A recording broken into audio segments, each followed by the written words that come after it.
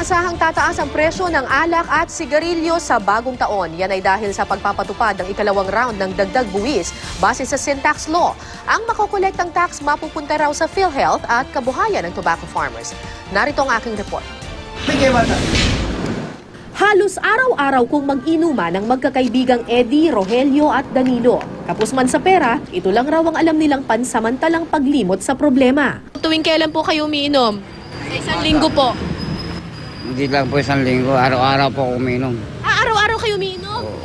Ano pong iniinom ninyo? Gin lang. Si Eddie, isang parking attendant, mahigit kalahati ng kita, napupunta lang sa alak. So magkano po yung cash ninyo sa isang linggo? 500.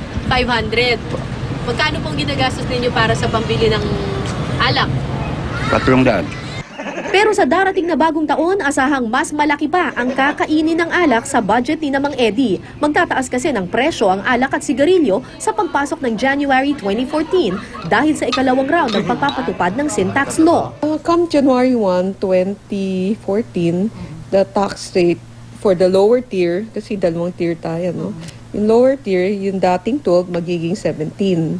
Yung dating 25, magiging 27. Logically, common sense would say na prices will go up by 5 pesos minimum. Noong 2013, nagtaas at naging 12 pesos ang buwis sa mga murang sigarilyo. 25 pesos naman ang buwis sa mas mahal na sigarilyo. 15 pesos ang buwis sa murang klase ng alak at 20 pesos sa mas mahal na klase. Ngayong 2014, sa ikalawang round ng sin tax law, magiging 17 pesos na ang buwis sa murang klase ng sigarilyo. Ibig sabihin, maaaring magtaas ng 5 piso ang kada pakete ng yosi.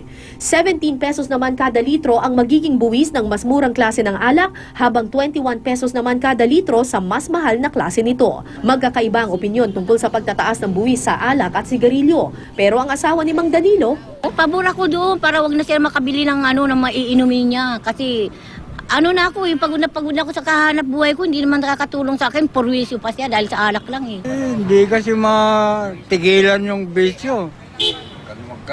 Maski kasi walang pambili. inaasahan ng BIR na dahil sa sin taxes, makakakolekta sila ng dagdag na 33 billion pesos na buwis. Gagamitin raw ito sa PhilHealth at dagdag kabuhayan sa tobacco farmers. Itong lahat na incremental revenue, 33 billion plus, first, 85% niyan pupunta sa universal health. It will cover the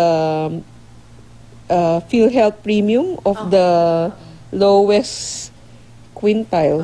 Sa akin walang problema yung mga yan. Mas kintasan nila, okay lang yun. Huwag lang ibubulsa yung tax.